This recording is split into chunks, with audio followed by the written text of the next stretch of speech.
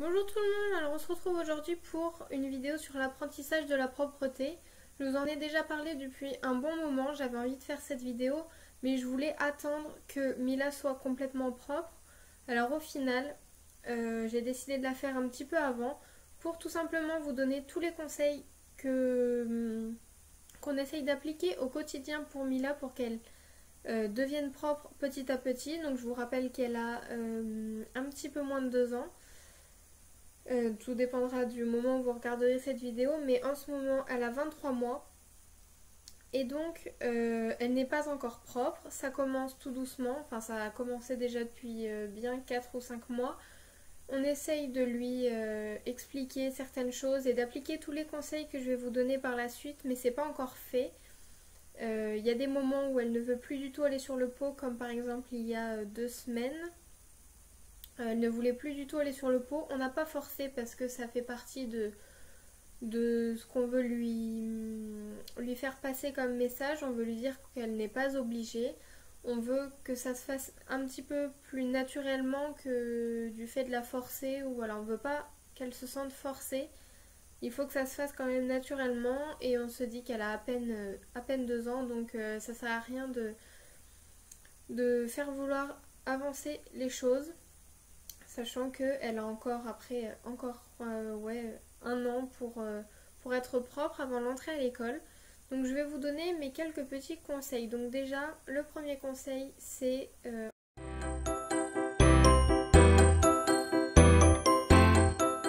Alors pourquoi en été c'est mieux? Tout simplement parce qu'il fait beau, il fait chaud, bébé n'est pas obligé d'être habillé.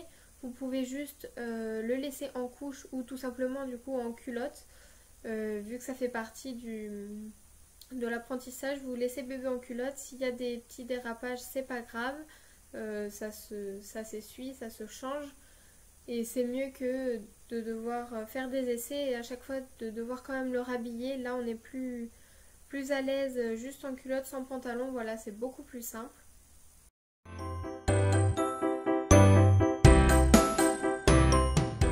C'est très très bien, je trouve que ça permet à bébé de s'impliquer un petit peu et de comprendre petit à petit ce qui commence à se passer. Emmenez-le pour acheter donc les premières culottes, le pot qu'il pourra choisir avec vous. Qu'est-ce qu'il y a d'autre à acheter?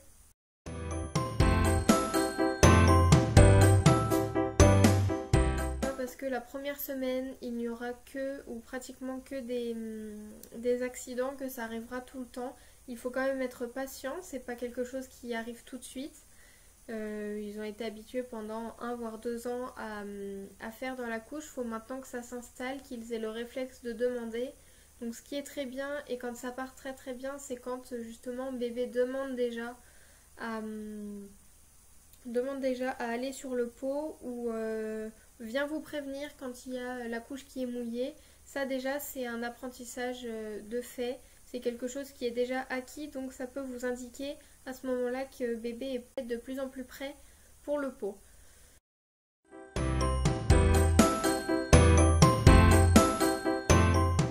Vous voyez très bien ce que je veux dire par là. Je veux dire que c'est pas parce qu'il y aura des accidents qu'il faut fâcher bébé, le gronder ou le punir pour quelque chose. Comme je vous l'ai dit juste avant, c'est pas quelque chose d'inné non plus pour bébé, ça s'apprend. Donc ce n'est pas parce qu'il y a quelques accidents qu'il faut gronder bébé. Ça peut justement le freiner et le bloquer sur ce point-là.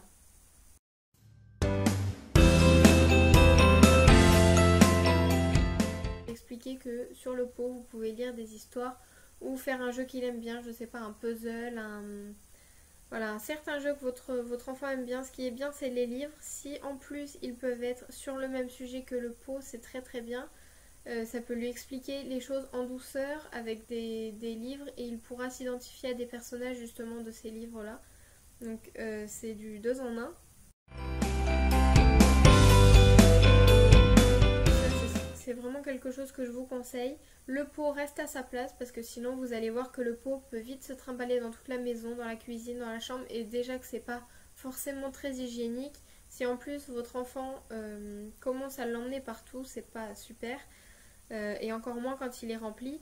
Donc donner des repères, le pot à sa place et poser à côté un petit, pas forcément un petit meuble, mais juste une boîte par exemple avec quelques livres, donc sur le sujet comme je vous l'ai dit, ou d'autres livres tout simplement, et des jeux avec lesquels bébé peut rester assis sur le pot, parce que le but c'est aussi de le faire rester assis.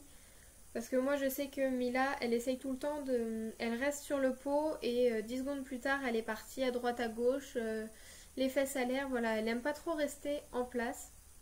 Mais c'est quand même le mieux de rester sur le pot. Faut leur apprendre aussi qu'il faut rester sur le pot le temps que c'est pas fait.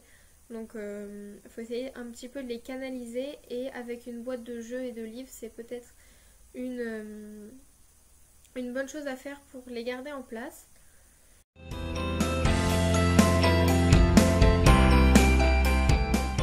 C'est une question que je me pose aussi et dont je n'ai pas forcément la réponse.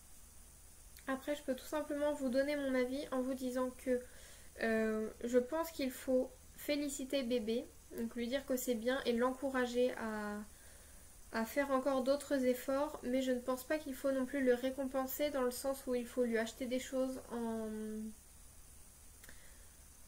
en contrepartie. C'est comme pour tout, si jamais quand bébé fait sa première nuit, il faut lui offrir un cadeau, ou quand bébé fait son premier repas à manger tout seul, il faut offrir un cadeau, ou quand bébé se tient bien. Enfin voilà, après c'est aussi le chat qui se mord la queue. Je pense que du fait de le féliciter c'est très bien, mais pas forcément tout le temps récompenser avec un cadeau ou quelque chose de matériel. Je pense que quelque chose de très très simple peut suffire. Des encouragements sont déjà très bien pour votre enfant qui se sentira déjà bien valorisé.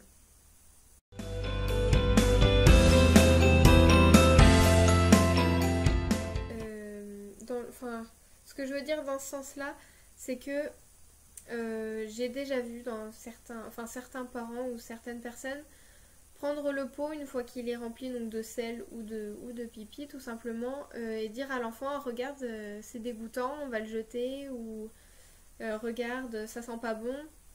Donc bien sûr qu'il faut expliquer à bébé que c'est quelque chose, enfin c'est pas non plus, je sais pas comment vous dire ça vraiment, mais faut pas le dégoûter, parce que bébé il peut se dire bah tiens c'est quelque chose de mal, qui ne sent pas bon, qui n'est pas beau et qui est pas bien, donc on le jette, et c'est moi qui ai fait ça. Donc bébé peut se sentir frustré et justement se retenir par la suite. Donc je sais pas si vous arrivez à comprendre dans quel sens je veux vous dire ça, parce que c'est quand même dur de mettre des mots là-dessus, mais je pense quand même que vous allez comprendre avec ce que je vous ai dit. Voilà, faut tout simplement pas non plus le dégoûter des selles ou des pipis qu'il fait, même s'il faut pas non plus lui dire c'est bien, c'est tout beau, c'est voilà. Parce que dans le cas contraire, ça peut aussi être mauvais. Mais voilà, essayez de trouver le juste milieu.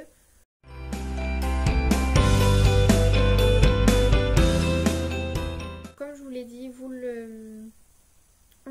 l'emmenez avec vous pour l'achat du pot, des culottes ou des choses comme ça, mais aussi votre bébé vous accompagnera remettre le pot à sa place, le vider, voilà. Pourquoi pas lui faire tirer la chasse d'eau. Donc bien sûr on lui apprend les bases tout de suite, se laver les mains, qu'est-ce qu'il y a d'autre, s'essuyer, parce qu'il ne faut pas partir sans s'essuyer quand même. Voilà. Tout simplement lui expliquer ces petites choses dès le départ, pour que ce soit des choses directement acquises et qu'il n'y ait pas à rajouter ça plus tard. C'est comme la politesse, dire bonjour, dire merci. C'est quelque chose qu'il faut inclure dès le début et pas attendre le dernier moment pour dire tout ça.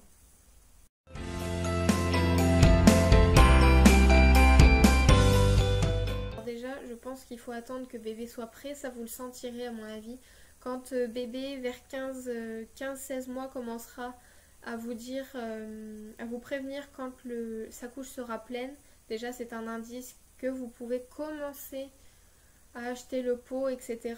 Après vers 18 mois, même si je pense que c'est un petit peu trop tôt, 18 mois, mais après il n'est jamais trop tôt pour commencer.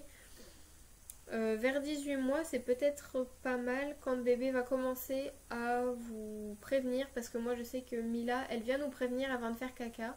Elle nous prévient, alors des fois c'est trop tard, mais au moins déjà elle se rend compte qu'elle est en train de faire caca, donc c'est très bien. Ensuite vers 2-3 ans, c'est là qu'on... Enfin, plutôt vers 2 ans. C'est là qu'on introduit vraiment le pot. Alors bien sûr de jour, pour les siestes et la nuit, on met toujours une couche pendant ce temps-là parce que pendant que bébé dort, il ne peut pas non plus se contrôler. Ou en tout cas pas pour le moment. Donc on introduit le pot du jour vers 2 ans. À 3 ans, bébé doit être capable, bébé normalement est capable d'aller aux toilettes tout seul ou du moins de vous demander et ensuite d'aller aux toilettes. Et après, il faut savoir que les accidents peuvent subvenir jusqu'aux 5 à 6 ans de l'enfant. Il y en a qui seront propres dès 4 ans, il n'y aura plus aucun souci, plus d'accidents, mais il y en a jusqu'à 5-6 ans, ça peut arriver. Donc il ne faut pas vous inquiéter surtout.